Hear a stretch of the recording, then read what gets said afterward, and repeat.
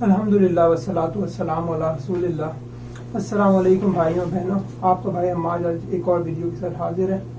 مجھے recently request ہوئی تھی کہ مفتی طارق مسعود ہیں، ان کے ایک ویڈیو پہ میں ریئیکشن دوں، تو اس ویڈیو کا ٹاپک بڑا اچھا ہے۔ اس کا ٹاپک ہے طلاق دینے کا صحیح طریقہ۔ آف کورس طلاق ایک ایسا ٹاپک ہے جو کہ گھر کی کہانی ہے انفارچونیٹلی، لیکن اس پہ انہوں نے بڑی اچھی کوشش کی کہ انہوں نے ویڈیو پٹ ٹوگیدر کیا، کنفیوژن دور کی جائے اور کلیریفائی کیا جائے کہ قرآن سنت کے حساب سے طلاق کسے کہتے ہیں اور طلاق کس طرح دی جائے۔ مفتی صاحب نے دین کی بڑی خدمت کی ہے اور کافی ان کے ویڈیو میں دیکھتا ہوں ریگولر سنڈیز اور فرائیڈیز کو یہ لیکچر کرتے ہیں۔ اس کے علاوہ کوئی اور امپورٹنٹ ایونٹس آتے ہیں تو ہمیشہ ان کا کوئی لیکچر ریلیونٹ ہوتا ہے، تو اس یہ بڑی اچھی بات ہے کہ یہ لوگوں کو مسلسل جب بھی گائیڈنس کی ضرورت ہوتی ہے مفتی صاحب حاضر ہوتے ہیں تاکہ آسانی رہے لوگوں کو، کیونکہ مسائل ذہن میں آتے رہتے ہیں تو بڑی بات ہے۔ پھر اپنے یہ سیشنز میں بھی سوالات لیتے ہیں، ایسے سوالات جو ہم سب جن سے ریلیٹ کر سکتے ہیں، تو ہم سب کو اس سے بڑا فائدہ ہوتا ہے۔ اللہ بس انہیں اجر دیں۔ آج دیکھتے ہیں انشاءاللہ ان کے ویڈیو سے کیا سیکھنے کو ملتا ہے، تو آئیے ویڈیو دیکھتے ہیں انشاءاللہ۔ جہاں پہ موقع ہوگا میں اپنے کامنٹس بھی دوں گا۔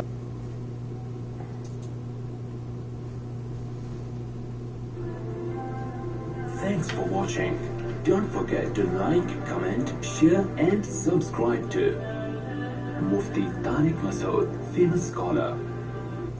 طلاق دینے کا صحیح طریقہ کیا ہے؟ ہوئے ہوئے ہوئے طلاق دینے کا صحیح طریقہ وقت ہے بیان کر دوں یا جلدی ہے تو کر دوں؟ طلاق دینے کا صحیح طریقہ یہ ہے کہ پہلے تو نہ دی جائے، صحیح طریقہ تو یہی ہے، تو اچھا کام نہیں۔ قرآن نے بالکل شروع سے بیان کیا ہے کہ وَإِنْ خِفْتُمْ شِقَاقَ بَيْنِهِمَا فَابْعَثُوا حَكَمًا مِّنْ أَهْلِهِ وَحَكَمًا مِّنْ أَهْلِهَا إِنْ يُرِيدَا إِصْلَاحًا يُوَفِّقِ اللَّهُ بَيْنَهُمَا۔ اللہ فرماتے ہیں طلاق جھگڑے کے بعد ہی ہوتی ہے نا، تو جب میاں بیوی میں جھگڑا ہو رہا ہے، بلکہ سب سے پہلا اسٹیپ اللہ نے بیان کیا کہ فَعِظُوهُنَّ، شوہر کو چاہیے بیوی کو محبت سے سمجھائے۔ اگر بیوی میں غلطی ہے، محبت سے نہیں سمجھ رہی، وَاهْجُرُوهُنَّ فِي الْمَضَاجِعِ، کچھ دن کے لیے روٹھ کے الگ ہو جاؤ۔ بھائی جھگڑا ہوگا تو غلطی یا تو میاں کی ہوگی یا عورت کی، تو عورت کی غلطی ہے تو یہ پروسیس ہے، الگ ہو جاؤ، ٹھیک ہے۔ پھر بھی نہیں مان رہی، وَضْرِبُوهُنَّ، اعتدال کے ساتھ اس کو مارا بھی جا سکتا ہے، سختی کی جا سکتی ہے۔ اگر وہ غلط ہے، آپ اس کو اپنی اطاعت پہ لانے کے لیے، اگر وہ صحیح خاندان کی ہوگی تو یہاں تک نوبت نہیں آنے دے، اس سے بھی معاملہ نہیں سدھر رہا، تو پھر اللہ نے ارشاد فرمایا کہ فَإِن كَرِهْتُمُوهُنَّ فَعَسَىٰ أَن تَكْرَهُوا شَيْئًا وَيَجْعَلَ اللَّهُ فِيهِ خَيْرًا كَثِيرًا، تم ایک چیز کو ناپسند کرتے ہو، عین ممکن ہے اس میں اللہ نے بہت ساری خیر رکھی ہو، گزارا چلاؤ۔ کیا کرو؟ ساری چیزیں اپنے حساب سے ٹھیک۔ مارنے کا حکم جو ہے نا، مارنے کی جو اجازت، حکم تو نہیں ہے، اجازت جو ہے یہ انتہائی، یہ نہیں کہ کھانا نہیں پکا رہی تو دعائی شروع کر دی، ایسا نہیں ہے۔ وہ بہت ہی زیادہ ناقابل برداشت کوئی صورتحال ہو رہی ہو تو اس پہ مارنے کی اجازت، سمجھ رہے ہیں؟ تو یا بہت ہی بد اخلاق ہے، بعض دفعہ ایسی بد اخلاق عورت ہوتی ہے کہ آپ کی آگ لگا دیتی ہے، وہ ایسی باتیں کرتی ہے کہ میٹر گھوم جاتا ہے آدمی کا، یا آپ کی اماں سے بہت ہی بد اخلاقی کر رہی ہو یا باپ سے، تو پھر اس میں تو 3 اسٹیپ اللہ نے بیان کیے ہیں۔ ذرا سی باتوں پہ یہ نہیں کیا تو وہ نہیں کیا، امی کے گھر چلی گئی، فلانی نانی کے گھر چلی گئی، ان باتوں پہ جاہل لوگ ہوتے ہیں جو ہاتھ اٹھاتے ہیں۔ تو یہ 3 درجات بیان کر کے بھی اللہ نے کہا کہ فَإِن كَرِهْتُمُوهُنَّ، 100% تمہارے حساب سے دنیا میں کوئی بھی نہیں ہے، فَعَسَىٰ أَن تَكْرَهُوا شَيْئًا وَيَجْعَلَ اللَّهُ فِيهِ خَيْرًا كَثِيرًا، برداشت کرو، اس میں ہو سکتا ہے اللہ ایسی اولاد پیدا کر دے جو تمہارے مستقبل کا ذریعہ بن جائے، یا اس کو برداشت کرنے سے اللہ تمہارے گناہ معاف کر دے، قیامت کے دن تمہاری بخشش اسی بیس پہ ہو جائے کہ ایک نالائق عورت کو تم نے برداشت کیا تھا۔ سمجھ رہے ہیں؟ یہ پورے پروسیس اللہ نے بیان کیے، اس پروسیس سے گزرے بغیر ہم کیا کر دیتے ہیں؟ طلاق دے دیتے ہیں، یہ غلط ہے۔ میاں میں خرابی ہو تو اس کی خرابی کو اللہ نے عورت کو بیان کیا کہ ظاہر سمجھانے کا پروسیس تو وہاں بھی ہوگا۔ پھر اللہ نے کہا وَإِنِ امْرَأَةٌ خَافَتْ مِنْ بَعْلِهَا نُشُوزًا أَوْ إِعْرَاضًا فَلَا جُنَاحَ عَلَيْهِمَا أَنْ يُصْلِحَا بَيْنَهُمَا صُلْحًا، عورت کو یہ ہے کہ شوہر حقوق ادا نہیں کر رہا، جیسے تمیز سے زندگی گزارنی چاہیے نہیں گزار رہا، تو پھر اللہ نے عورت کو 2 آپشن دیے ہیں، یا تو اس سے طلاق کا مطالبہ کرے، بلکہ مطالبے سے پہلے اللہ نے کہا ہے کہ بیچ کا کوئی سلو کا راستہ اختیار کرو، کچھ حقوق سے دستبردار ہو جاؤ کہ بھئی طلاق کے بعد زندگی جو گزرے گی اس سے بہتر، فی الحال اس سے تو بہرحال بہتر یہ. کتنی عورتیں ہیں جن کے شوہر ظالم ہیں مگر وہ کہتی ہے طلاق لیں گے تو ایسا بھی نہیں ملے گا, ابھی کم از کم مکان کی چھت ملی ہوئی ہے, کم وقت پورا خرچہ نہیں دیتا تو چلو تھوڑا سا تو دے رہا ہے, کچھ میں کر رہی ہوں, کچھ یہ گزارا چلا لیتا ہے, پان گٹکے کھاتا رہتا سارا دن, لیکن نام تو لگا ہوا ہے نا میاں کا, بچوں کا باپ تو ہے. تو اللہ نے کہا کہ بیچ کا راستہ اختیار کر لو, اس انسان کے بچوں کو سدھارنا ممکن, یہ تو آخرت میں اللہ ہی سیدھا کریں گے. تو بیچ کا راستہ اختیار کرو, سلو میں بہتری ہے, ٹھیک ہے نا. میں تو ایسے بھی بتاتا ہوں لوگوں کو کہ بھائی اگر میاں بیوی میں لڑائیاں بہت ہو رہی ہیں, طلاق نہ تو الگ الگ رہ لو یار, کیا خیال ہے, ہفتے میں ایک دن قائد اعظم کے مزار پہ ملاقات کیا کرو بس, تاکہ لڑائی کی نوبت ہی نہ آئے. ہاں وہ مزار آج کل اللہ معاف فرمائے کیا یعنی حال بنا ہوا ہے, ڈیٹنگ پوائنٹ بنا ہوا ہے وہ, تو آپ حلال ڈیٹ مار لیا کرو اس پہ, حلال ڈیٹ بھائی, کیونکہ ایک ساتھ رہیں گے لڑیں گے, ایسے وہ دماغ ان کا ایسا ہوتا ہے وہ نہیں رہ سکتے. میں کہتا ہوں یار جب نہیں ایک 10 سال ہو گئے لڑ رہے ہو تو بھی طلاق سے بہتر ہے یار تم الگ رہو, تم الگ رہو قائد اعظم کے مزار پہ جمعرات بس ملو اور خیر خیر پوچھ کے پتری گلی سے, کیونکہ پھر وہاں پٹا ہو جائے گا, تو اس سے محبت بھی رہے گی اور یہ احساس بھی رہے گا کہ میری بیوی ہے میرے میاں. تو اللہ نے کہا کہ بیچ کا کوئی ایسا راستہ اختیار کرو, کچھ حقوق سے دستبردار, طلاق سے بچنے کی. پھر بھی اگر سمجھتے ہو گزارا نہیں ہے تو اللہ فرماتے ہیں فلا جناح علیہما فیما افتدت بھی, پھر عورت کو چاہیے کہ وہ شوہر کو مہر معاف کر کے اس سے طلاق لے. بولے بھائی مجھے فارغ کرو, کم وقت فارغ نہیں کر رہا, تو رشتے داروں کو کہو اس پہ دباؤ ڈالے, اس کو, یہ عدالتوں کا سسٹم صحیح نہیں چل رہا آج کل, دباؤ ڈال کے طلاق دلوائی جائے, کچھ بھی کیا جائے, اس طرح سے جان چھڑائی جائے. رائٹ کیونکہ اللہ نے مردی کو دیا ہے. کچھ صورتیں ایسی ہیں جن میں عدالت بھی طلاق دے سکتی ہے, لیکن عمومی حالات میں مرد کے علاوہ کوئی نہیں طلاق دے سکتا. تو اس طرح سے نکلوائی جائے, پیسوں کا لالچ دیا جائے, تو اللہ فرماتے ہیں مرد کے دل میں اللہ نے لالچ رکھی ہے, پیسوں کا سن کے وہ فارغ کر دے گا, وہ پیسے اللہ قیامت میں اس سے نکلوا لے گا. یہ نہ سمجھے کہ یار یہ تو پیسے مل رہے ہیں, تو وہ دنیا کا ایک اصول الگ ہوتا ہے, آخرت کا وہ اللہ نکلوائے گا کہ مرد جب تو ظلم کر رہا تھا کس بیس پہ تو نے پیسے لیے ہیں. تو یہ اللہ نے طریقہ بیان کیا ہے. بعض دفعہ یہ کنڈیشن ہوتی ہے کہ دونوں کا پتہ ہی نہیں چل رہا ہوتا ان میں صحیح کون ہے اور غلط کون ہے, پھٹے ہو رہے ہیں, فیصلہ ہی نہیں ہو پا رہا. لڑکی کے ابا جب اپنی بیٹی کی بات سنتے ہیں ان کو لگتا ہے بیٹی صحیح ہے, داماد کی سنتے ہیں تو لگتا ہے داماد, وہاں بھی یہی حال ہے. تو اللہ نے فرمایا کہ طلاق سے پہلے کیا کرو, وَإِنْ خِفْتُمْ شِقَاقَ بَيْنِهِمَا, دونوں میں جھگڑے ہو رہے ہیں, لڑائی کا ڈر ہے, دونوں خاندانوں کے افراد کو بٹھاؤ, حَكَمًا مِّنْ أَهْلِهِ وَحَكَمًا مِّنْ أَهْلِهَا, ایک بندہ یہاں سے ایک وہاں سے, ایسا نہیں کہ پورا ٹبر بلا لیا, یہ بڑی پرابلم ہے.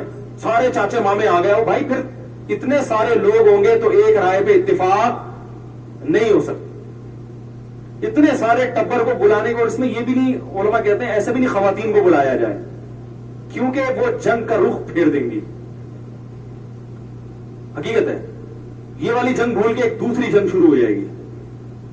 اب آپ نے یہاں سے بھی ان کی بھی ساس اور ادھر سے شوہر کی ساس, دونوں ساسیں آ کے وہ اپنے مسائل ڈسکس شروع کر دیں گی. میں جب تیرے گھر آئی تھی تو نے میرے کو چائے کا کیوں نہیں پوچھا ہے, جب تو رشتہ لینے آئی تھی کم بہت اس وقت تو بول رہی تھی کہ ہمارا بیٹا بہت اچھا ہے, 1 لاکھ تنخواہ ہے, یہ تو ٹماٹر بیچتا ہے, تو نے میرے کو جھوٹ بولا تھا, تیرے بیٹے تو نے کم بہت جادو کروایا, جو یعنی فائدے کے وجہ کیا ہوگا, نئی جنگ چھڑ جائے گی, نئی جنگ چھڑ جائے گی. تو اس لیے ان معاملات میں کس کو ڈالنا چاہیے, مردوں. وہ اپنے کس سے لے کے بیٹھے, کمیٹیاں, تو کمیٹی کیوں کھا کے بیٹھی ہوئی ہے بھائی تو ایک ایسی جنگ چھڑے گی جو لا متناہی ہوگی. میرے پاس کل کسی کا فون آیا کہ ساس بہو کے جھگڑے ہو رہے ہیں, میری بیوی اور ساس کا, میں پریشان ہوں.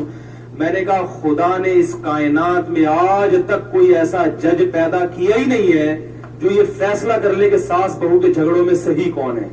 میں نے کہا کسی کے باپ میں ایسا دم, یہ سپریم کورٹ کا جج بھی ہوگا نا وہ بھی فیصلہ نہیں کر سکتا. اس کے پاس جاؤ گے وہ کہے گا بھائی میرے سے مرڈر کے کیس میں حل کروا, میں اسرائیل اور فلسطین کا مسئلہ حل کر سکتا ہوں, کشمیر کا کیس ڈالو میں 2 منٹ میں فیصلہ کر لوں گا. وہ کہے گا یہ فیصلہ میرے سے ممکن نہیں ہے کیونکہ یہ میں خود اپنے گھر میں حل نہیں کر سکا. تو یہ ہے ہی نہیں. اس لیے جب ایسا ہو رہا ہے الگ, بھائی کون صحیح ہے کون غلط, بھاڑ میں جائے, تم الگ رہو گی اماں, تم الگ رہو گی, ٹھیک ہے نا, اس کا یہی حل ہے, اس کے علاوہ کوئی حل نہیں. تو وہ جو ہے اللہ نے کہا کہ ادھر سے ایک بندہ اور ادھر سے سمجھدار آدمی, 2 خاندان کے بلائیں, وہ بیٹھ کے دونوں کی بات سنیں, فیصلہ کریں کون غلط ہے کون صحیح ہے, فالٹ کہاں ہے, جو اسکرو پانے سے جو اسکرو ڈھیلا ہے اس کو ٹائٹ کر دیں, ٹھیک ہے نا. تو اللہ فرماتے ہیں کہ یریدا اصلاحا, اگر میاں بیوی واقعی مل کے رہنا چاہتے ہیں تو اللہ اس جرگے کے بعد ان میں محبت پیدا کر دے گا. یہ اللہ نے وعدہ کیا ہے. غلط فہمیوں سے بھی بعض دفعہ لڑائیاں ہو رہی ہوتی. اس سے پتا چل گیا اگر دونوں میں سے ایک ہی پخروٹی ہے, وہ چاہتا ہی نہیں ہے, پھر دنیا کی کوئی طاقت اس مسئلے کو حل نہیں. وہ بعض دفعہ ہوتا ہے کہ وہ تالی تو دونوں ہاتھوں سے بجتی ہے نا, وہ چاہتا ہی نہیں ہے تو پھر نہیں ہوگا. تو اس پروسیس سے گزرنے کے بعد بھی حل نہیں ہو رہا مسئلہ, پھر طلاق ہے. سمجھ رہے؟ پھر کیا ہے؟ پھر وہی علیحدگی کرو. پھر زبردستی چپکا کے رکھنا یہ شریعت کا حکم نہیں ہے. پھر اسلام میں طلاق ہے, الگ کرو ان کو. کوئی سلو کی صورت بھی نہیں نکل رہی, درمیانی کوئی صورت بھی نہیں کہ بھائی تو قائد اعظم کے بازار پہ چلا جائے کر, ٹھیک ہے, ایسا بھی کچھ نہیں مل رہا. تو پھر علیحدگی, کیونکہ پھر زبردستی پھر ڈپریشن میں جائیں گے, خودکشیاں ہوں گی, قتل و غارت ہوتے ہیں. ہمارے یہاں طلاق کو بہت برا سمجھا جاتا ہے. بری ہے اتنی نہیں جتنا ہمارے معاشرے میں سمجھا جاتا ہے. اس پروسیس کے بعد اگر طلاق ہوتی ہے تو پھر وہ بری نہیں ہے, بلکہ اس کے فائدے زیادہ ہیں, نقصان کم ہے. لوگ کہتے ہیں بچے رول جائیں گے, بچے ویسے زیادہ رولیں گے جب اما ابا کو ہر وقت چاقو چھری سے لڑتے ہوئے دیکھیں گے. زیادہ الگ ہوں گے تو دونوں آرام سے پل جائیں گے. میں تم وہاں رہو, تم وہاں رہو, بچوں کی خاطر. بچوں کو بھی قائد اعظم کے, اب تو قائد اعظم کے بازار پہ آ نہیں سکتے, ٹھیک ہے, چونکہ اب تو علیحدگی ہو جائے گی نا. تو اب یہ ہے کہ وہ جانا بھی نہیں, وہ کہیں اور کسی اور کے ساتھ نہ پکڑا جائے. تو بچوں کی خاطر ہم کیا, بھائی تم میری بیوی تو نہیں ہو لیکن بچوں کی بہرحال ماں ہو, تم میرے شوہر تو نہیں لیکن میرے بچوں کے ابا ہو. تو بچوں کی خاطر ہم جو ہے آپس میں کوئی بندہ رکھ لیتے درمیان میں, جو ہمارے درمیان بات چیت کو ٹرانسفر کرے, اور بچوں کی خاطر ہم دونوں ان کی تقریبات میں بھی جایا کریں گے. عرب میں ایسا ہی ہوتا ہے, طلاق کے بعد بھی وہ بچوں کی شادی میں ماں باپ آ رہے ہوتے ہیں, حالانکہ ان میں ڈیورس ہو چکی ہوتی ہے. رشتہ لینے اکٹھے جا رہے ہوتے ہیں, بھائی ان کو تو اپنی اما کو لے کے رکشے میں ان کے گھر پہنچ, میں یہاں سے پہنچ رہا ہوں, ٹھیک ہے نا. انہیں بتانے کی کیا ضرورت ہے, ہمارے اختلافات ہیں, ان کو بتانے کی ضرورت نہیں, رشتے میں ہم اکٹھے ہیں. تو یہ بڑے آرام سے بھی ہو سکتا ہے. لیکن جاہل لوگ ہیں, جہالت والا معاشرہ ہے, جنگلی ہے, جاہل کا لفظ کم ہے اس کے لیے, معذرت کے ساتھ, ہم جنگلی لوگ ہیں. ان چیزوں میں ایسا جنگلی پن کا ثبوت دیتے ہیں کہ معاملہ بگڑتا چلا. عورت بچوں کو لے کے غائب, شوہر کا ہاتھ آیا تو شوہر بچوں کو لے کے مارکیٹ سے شارٹ, بس یہ ہوتا ہے. تو پھر الگ ہے. پھر علیحدگی کا اللہ نے طریقہ بیان کیا کہ جب عورت حیض سے پاک ہو جائے, پاکی کے ایام میں ہو, جس میں مرد کا اکثر ہم بستری کا دل کرتا ہے, تو جب دل چاہ رہا ہوگا آپ کا, تو اللہ کہتے ہیں آپ نے چونکہ طلاق دینی ہے تو آپ کو ہم بستری کرنے کی اجازت نہیں ہے. ایسا نہیں ہے کہ جب چھوڑنا ہے تو اپنی خواہش پوری کر کے اس کو ٹیشو پیپر کی طرح, اگر آپ نے ہم بستری کر لی تو اب آپ کو اس پاکی کے ایام میں طلاق کی اجازت نہیں ہے. دیں گے تو طلاق تو ہو جائے گی مگر گناہ ملے گا, یہ غیر شرعی طلاق ہوگی. اب آپ اگلے مہینے کا انتظار کریں. یہ غلط ہے کہ اپنی خواہش پوری کر لی, چھوڑنا تھا تو قریب کیوں جا رہا ہے. اس میں یہ بھی ڈر ہے کہ حمل نہ ٹھہر جائے, حمل ٹھہرے گا تو عدت کیا ہو جائے گی, لمبی, اور عورت کنفیوز ہوگی کہ پتہ نہیں حمل ہے یا نہیں ہے. تو 10 مسائل ہیں, تو آپ اس سے سیکشل ریلیشن قائم نہیں کر سکتے, حالت حیض میں بھی نہیں دے سکتے, کیونکہ اس میں ہم بستری کی اجازت ہی نہیں ہے. تو جب اجازت ہے لیکن آپ پھر بھی دے رہے ہیں, یہ اس کی علامت ہے آپ طلاق دینے میں سچے ہیں, کیونکہ آپ کی ضرورت اس سے وابستہ ہے, مگر آپ پھر بھی اس کو, کیونکہ بسا اوقات ایسا ہوتا ہے کہ اس کنڈیشن میں آنے کے بعد آدمی کہتا ہے میں نہیں دے رہا جاؤں, میں دے نہیں رہا, وہ جیسی مرضی آڑی ترچی جو مرضی ہے یار, لیکن میں اپنے جذبات پہ قابو نہیں کر سکتا. میرے لیے اللہ نے ایک انتظام کیا ہوا ہے بھائی, میں ادھر ادھر جا کے منہ مارنے والا آدمی نہیں ہوں, مجھے کہاں سے رشتہ ملے گا, اور ملنے میں بھی 1.5 سال تو لگ جائے گا, پتہ نہیں کیا نکلے, وہ آڑا ترچا رشتہ ملے, وہ کم از کم چلو بچوں کی ماں ہے یا جو بھی ہے. تو بسا اوقات یہاں تک نوبت آئے گی نہیں. خدا کی قسم اسلام نے جو طلاق کا طریقہ بیان کیا نا, وہ طریقہ ہی ایک نبی کا معجزہ ہے. تو اگر آپ نے اس سے قریب چلے گئے تو آپ ڈیورس نہیں دے سکتے, اور اگر نہیں گئے تو پھر دے سکتے ہیں, مگر کتنی, ایک. دوسری دینا حرام ہے, دی تو واجب التعزیر ہے, حکومت پر لازم ہے آپ کے خلاف کیس چلائے اور آپ کو اندر کر دے کہ آپ نے جب ایک دینا جائز تھا تو ایک سے زیادہ جب جائز نہیں تھا آپ نے دی کیوں. سمجھ آ رہی ہے بات؟ یہ قرآن سے بھی ثابت ہے, حدیث سے بھی ثابت ہے کہ طہر میں ایک سے زیادہ آپ طلاق نہیں دے سکتے. اب آپ کے یہاں پہ جو مفتی صاحب نے ایک بہت اہم پوائنٹ مینشن کیا, اب ہم سب کو چاہیے کہ ہم اسے یاد رکھیں کہ جب عورت پاک ہو, پاکی کے ایام, مرد صرف ایک طلاق اسے دے سکتا ہے. یہ اگر اس نے ایک سے زیادہ طلاق دی تو یہ حرام ہے. یہ چیز قرآن سے بھی ثابت ہے اور حدیث سے بھی ثابت ہے. اور آگے دیکھتے ہیں, انشور مفتی صاحب اسے مزید ایلیبوریٹ کریں گے اور بتائیں گے کہ لوگ کس کس طرح سے غلط طلاقیں دیتے ہیں. تو آئیے دیکھتے ہیں انشاءاللہ.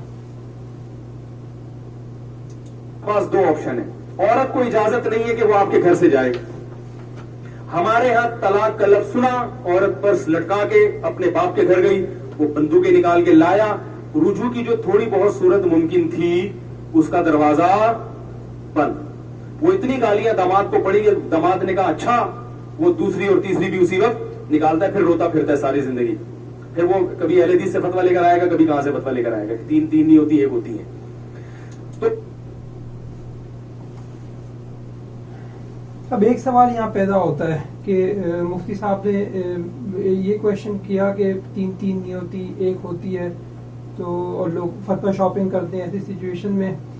جب ہمیں یہ پتا ہے کہ جب عورت پاکی کے ایام میں ہو, ایک سے زیادہ طلاق دینا اس حالت میں مرد کے لیے حرام ہے, تو اس بندے کو اگر اس نے ایک سے زیادہ طلاق ایک وقت میں دے بھی دی تو اسے جا کے کیوں اہل حدیث اسکالر کسی بھی اور اسکالر سے فتویٰ لینا ہے کہ تین طلاقیں تین نہیں ہوتی ایک ہوتی ہے. مفتی صاحب نے آلریڈی یہ چیز اسٹیبلش کر دی کہ اس بندے نے جو بھی کام کیا جو کہ اگینسٹ ہے قرآن اور سنہ کے, تو ہمیں صحیح حدیث سے پتہ چلتا ہے کہ یہ چیز تو اللہ خود بخود ہی ریجیکٹ کر دیں گے. حرام کام کیسے ایکسیپٹیبل ہو سکتا ہے؟ تو ہم ایک حدیث اس کے لیے کور کرتے ہیں, صحیح بخاری کتاب الصلح بک آف پیس میکنگ کی حدیث نمبر ہے یہ 2697. مدر عائشہ نریٹ کرتی ہیں کہ پروفیٹ صلی اللہ علیہ وسلم نے کہا کہ کوئی چیز ایسی نکالتا ہے جو کہ دین کے پرنسپل کے خلاف ہے تو وہ چیز ریجیکٹ ہو جاتی ہے. تو ہمیں یہ پتا ہے, مفتی صاحب نے آلریڈی یہ چیز کلیئر کر دی کہ ایک ڈیورس صرف دی جا سکتی ہے کسی بھی ایک ٹائم پہ جب عورت پاکی کی حالت میں ہو. تو ایک بندہ 1 ملین ڈیورسز بھی دے دے, ہم یہ نہیں کہہ رہے کوئی ایسا کر سکتا ہے, لیکن اگر وہ کرے تو وہ کبھی ایکسیپٹ ہی نہیں ہوگا. جب چیز ایکسیپٹ ہی نہیں ہوگی تو اس کے لیے فتویٰ شاپنگ کی کیا ضرورت ہے؟ یہ سوال پیدا ہوتا ہے. یہ تو ویسا ہو گیا نا کہ جیسے ایک بندہ کہے کہ مجھے پتا ہے 5 نمازیں فرض ہیں لیکن میں روزانہ 6 نمازیں پڑھتا ہوں, تو وہ کسی مفتی جا کے فتویٰ لے کہ کیا یہ ایکسیپٹیبل ہے کہ نہیں. آف کورس وہ 6 نمازیں جو ہے وہ 6 نمازوں کو فرض, اگر وہ کہہ رہا ہے وہ نفلی نماز ہے 6ٹھی نماز, تو پھر اوکے. اگر وہ کہے یہ فرضی نماز ہے تو وہ چیز تو آٹومیٹکلی ریجیکٹ ہو جائے گی نا. اللہ کے ہاں تو 5 فرضی نمازیں ہی قبول ہوں گی. یا ایک اور ہم مثال دیکھ سکتے ہیں کہ ایک بندہ کہے کہ مجھے پتا ہے رمضان کے جو روزے ہیں وہ فرض ہیں, لیکن میں رمضان اور شوال 2 مہینے ہر سال روزے رکھوں گا اور یہ 60 دن کے روزے میں انہیں فرض سمجھوں گا. تو اسے فتویٰ شاپنگ کرنے کی کیا ضرورت ہے اس میٹر میں؟ کیونکہ ہمیں پتا ہے کہ اس کے صرف 1 مہینے کے روزے ہی ایکسیپٹ ہوں گے, باقی وہ نفلی روزے ہو سکتے ہیں لیکن فرض روزے کے تو وہ برابری کبھی بھی نہیں کر سکتے, تو وہ چیز آٹومیٹکلی ریجیکٹ ہو جائے گی. ایک اور ہم آخری مثال اسی اس میں دیکھ سکتے ہیں کہ ایک بندہ کہے میں پورک کھاؤں گا, تو پورک کھانا ہمیں پتہ ہے قرآن سنت کے خلاف ہے, وہ ایک حرام کام کر رہا ہے. تو اسے کسی بھی اسکالر سے کیا ضرورت ہے فتویٰ لانے کی کہ یہ چیز حلال ہوئی کہ نہیں ہوئی, کیونکہ جو چیز حرام ہے وہ حرام ہے. تو اسی طرح ڈیورس پہ ہم جائیں گے کہ ڈیورس ایک سے زیادہ ایک وقت میں جب حرام ہے تو پھر فتویٰ لینے کی ضرورت ہی نہیں ہے. تو آئی ایم شیور مفتی صاحب اس چیز کو ایکسپلین کریں گے انشاءاللہ. آئیے آگے دیکھتے ہیں. تو اللہ نے کہا کہ عورت کو گھر سے نکلنے کی اجازت نہیں, ادھر ہی رہے گی وہ, اور مرد کو رائٹ ہے کہ وہ رجوع کر سکتا. اب مرد پورا مہینہ صبر کرے گا, دوسرے کمرے میں جا کے سوئے گا, یادیں آئیں گی, پھر پرانے قصے آئیں گے, یار وہ وقت یاد کرو جب ایسے میں سایہ کرتے تھے, قائد اعظم کے مزار پہ کتنی مشکل سے چھپ چھپا کے ملا کرتے تھے, اب اللہ نے اتنا 7 کمرہ ہے اور نہیں مل رہا. پورا مہینہ آپ صبر و تحمل سے گزاریں گے. اگر آپ نے قریب چلے گئے تو وہ طلاق سے رجوع ہو گیا, نہیں گئے اگلے مہینے پھر جب حیض آئے گا وہ حیض سے پاک ہوگی. آپ صبر, عورت کو اجازت نہیں ہے کہ وہ گھر سے نکلے, حتیٰ کہ جاب کے لیے بھی نہیں جا سکتی. اب گھر کی 4 دیواری میں اس کو بند رہنا, باہر جائے گی 10 لوگ خراب کریں گے اس کو, سمجھ رہے ہیں؟ بہت سارے مسائل کھڑے ہو سکتے ہیں گھر کی 4 دیواری میں. نہ نہ آپ کو یہاں, حتیٰ کہ اگر علماء نے لکھا ہے مرد سے خطرہ ہونا تو مرد کو حکم دے دے گا آپ گھر سے باہر چلے جاؤ, عورت نہیں جائے گی, کیونکہ قرآن نے کہا لا تخرجوہن من بیوتہن, طلاق کے بعد عورت کو گھر سے نکالنے کی اجازت نہیں ہے جب تک عدت پوری نہیں ہو جاتی. پھر دوسرا مہینہ شروع ہوگا, آپ کے جذبات اگر منہ کالا کرنے کی عادت نہیں ہے ادھر ادھر, یہ انہی لوگوں کے لیے اللہ نے حکام دیے ہیں جو پاک دامن لوگ ہیں, منہ کالا کرنے والوں کے گھر نہیں بستے, سمجھ رہے؟ پھر دوسرا مہینہ آئے گا, آپ نے نہیں دینی, دوسری طلاق نہیں دینی آپ نے, یہ بہتر نہیں ہے, دے سکتے ہیں مگر بہتر نہیں ہے. پھر تیسرا مہینہ آئے گا, सही है ना, धमकियों की शिद्दत भी कुछ कम होगी, ससुर और दामादों की, वो जो सालों की, वो भी सोचेंगे यार धमकियां तो बहुत दे दी, लेकिन क्या बहन को घर बिठा सकते हो? क्या ख्याल है भाई, बिठा सकते हो? हैं वो तो टांगे तोड़ दी तो दामादी लुंजा हो गया, वो लंगड़ा हो गया, क्या करेंगे? वो भी बहुत सोचेंगे। औरत को भी सोचने का मौका मिलेगा, देख लो अभी शोहर वहां सो रहा है, ये तन्हाई बर्दाश्त नहीं हो रही, तो जब बिल्कुल ही अलग हो जाओगी तो बर्दाश्त कर लोगी? जैसा है आड़ा तिरछा गुजारा चला, हो सकता है वो जाके मना ले। तो 3 महीने का अल्लाह ने टाइम दिया आपको सुधरने का, औरत को भी सुधरने का, आपको भी सुधरने का। 3 महीने जब पूरे होंगे, तीसरा हैज आके जब खत्म होगा तो अल्लाह कहते हैं अब निकाह खत्म। अब क्या हो गया? बोलो भाई, खत्म। लेकिन ऐसा खत्म नहीं हुआ कि दोबारा जोड़ नहीं हो सकता।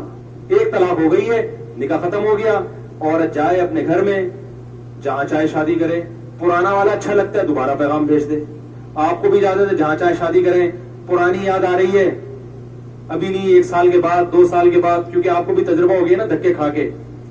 तो 4 शादियों का सोचा हुआ था, एक भी नहीं मिल रही। ये जो सुनते हैं तलाक दी हुई है तो वैसे ही लोग डर जाते हैं, यार पता नहीं कैसा किसका फॉल्ट हो। हमें लोगों को थोड़ी पता है कि किसका फॉल्ट है, लोग तो डरते तो हैं बहरहाल, और उनका हक है कि डरे वो। तो फिर 1 साल के बाद आप पुरानी वाली से राब्ता करें, उसका भी दिल नरम है, दोबारा निकाह कर लें।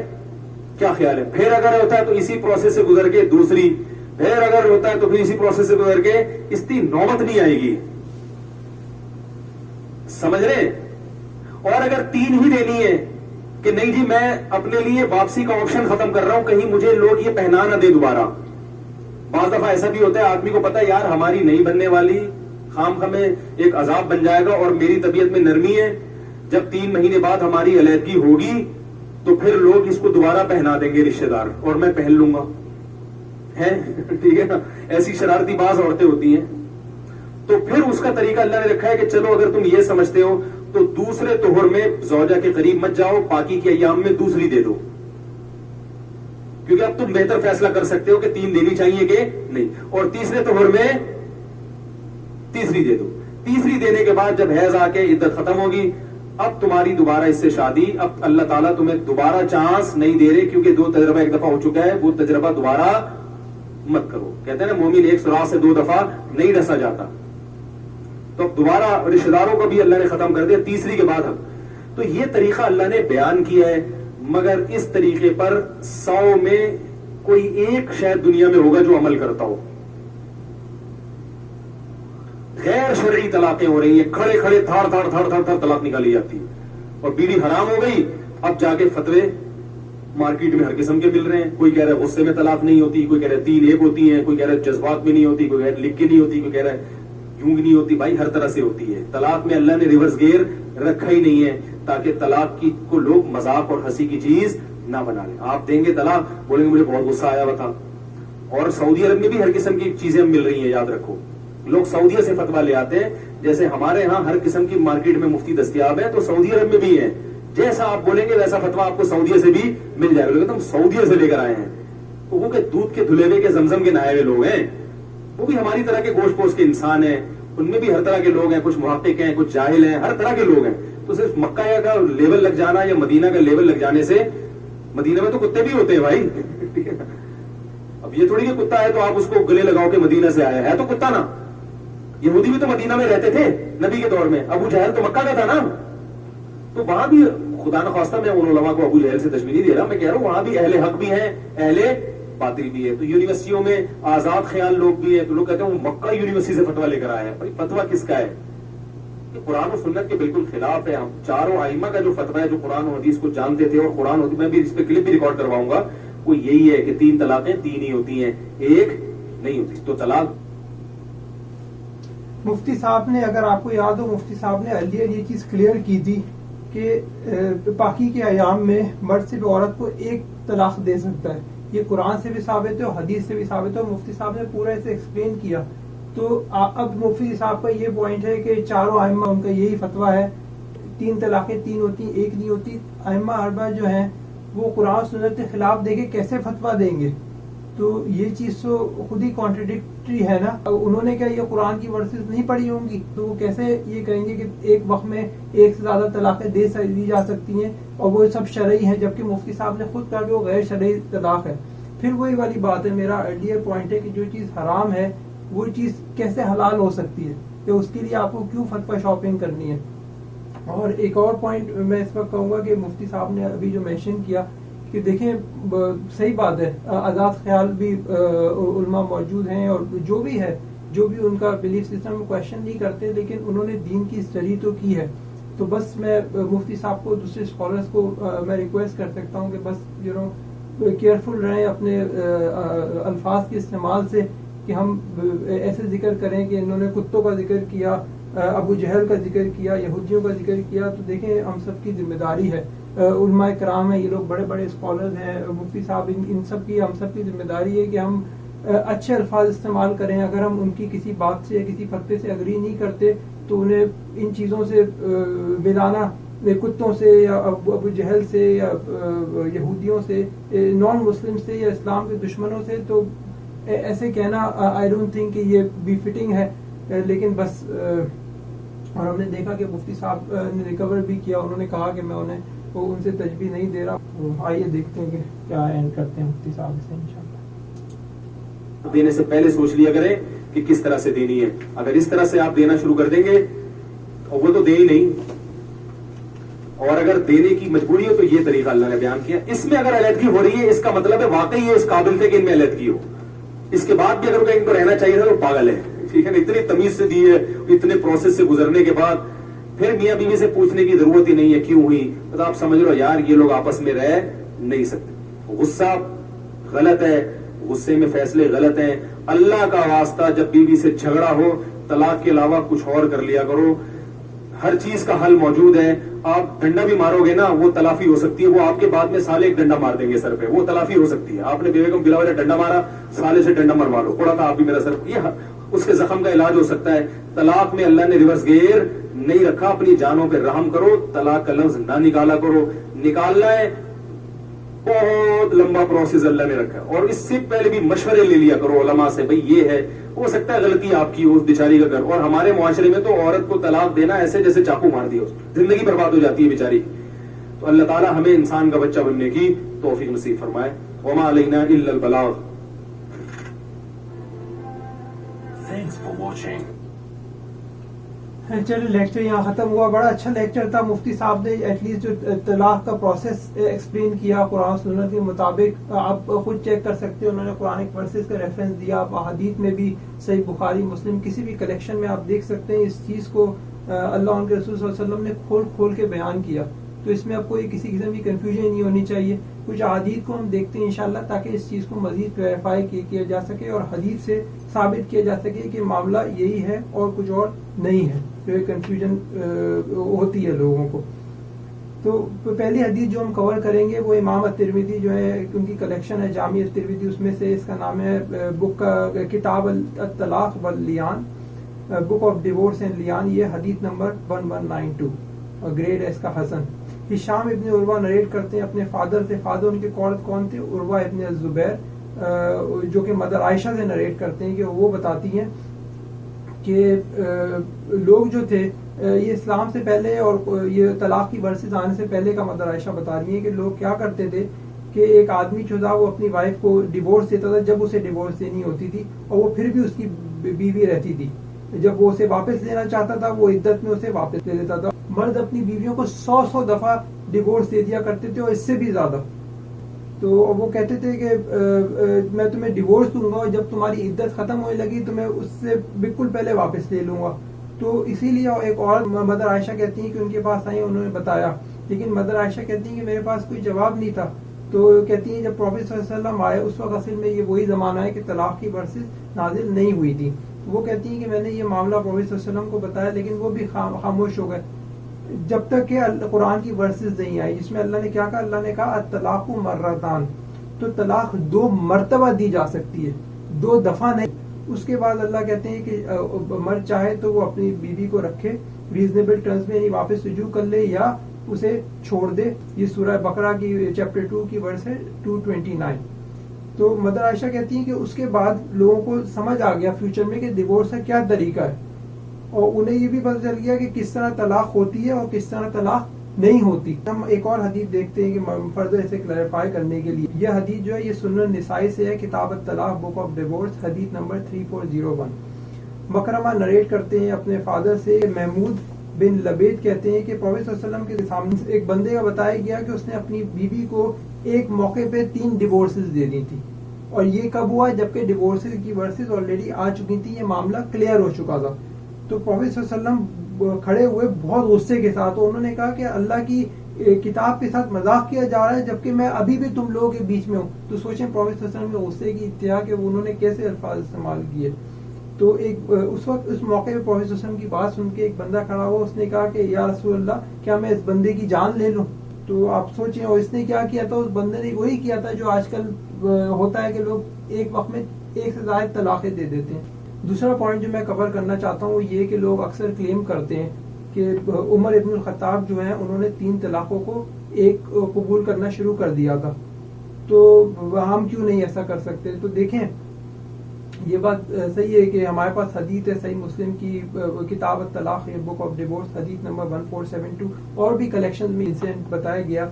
عبداللہ ابن عباس نریٹ کرتے ہیں کہ پروفیٹ صلی اللہ علیہ وسلم کے زمانے میں اور ابوبکر صدیق رضی اللہ عنہ کی خلافت کے دور میں, اور ہمارے جو خلیفہ تھے عمر رضی اللہ عنہ, ان کی خلافت کے پہلے 2 سال وہ کہتے ہیں کہ 3 طلاقوں کو ایک سمجھا جاتا تھا. اگر انسان ایک وقت میں 1 سے زائد طلاق دیتا تھا تو اسے ایک سمجھاتا. عمر ابن الخطاب نے کیا کیا, انہوں نے دیکھا کہ لوگ طلاق کے معاملے میں جلدی کر رہے تھے اور اسے سیریسلی نہیں لیتے تھے, اسے ایک مذاق بنا لیا تھا. تو اس لیے انہوں نے کہا کہ اگر اسے لوگوں پہ امپوز کر دیا جائے تو پھر کیسا رہے گا. تو انہوں نے کیا کیا تھا, انہوں نے گورنمنٹ کے لیول پہ اس چیز کو لوگوں پہ امپوز کر دیا تھا کہ اگر وہ ایک وقت میں 1 سے زائد طلاق دیں گے, 3 طلاقیں دیں گے, تو وہ لوگوں پہ امپوز ہو جائے گی چیز. ان کا مقصد کیا تھا کہ وہ لوگوں کو پریونٹ کریں طلاق دینے سے, اور ان کی کیا سرکمسٹینسز تھے, کن حالات میں وہ ڈیسیجن کیا, وہ ہم نہیں سمجھ سکتے. ایز اے رولر تھے, جو بھی انہیں جتنا وہ بحث کر سکتے تھے, اللہ ان پہ رحم کرے, ان کے درجات بلند کریں, ہمیں اس قابل بنائے کہ ہم 0.0001 بھی اگر انہیں فالو کر سکیں تو بہت بڑی بات ہے. لیکن جو انہوں نے کام کیے انسانیت کے لیے, مسلمانوں کے لیے, اسلام کی بقا کے لیے, تو اس کی وہ مثال ہے تمام رولرز کے لیے اور ہم لوگوں کے لیے بھی.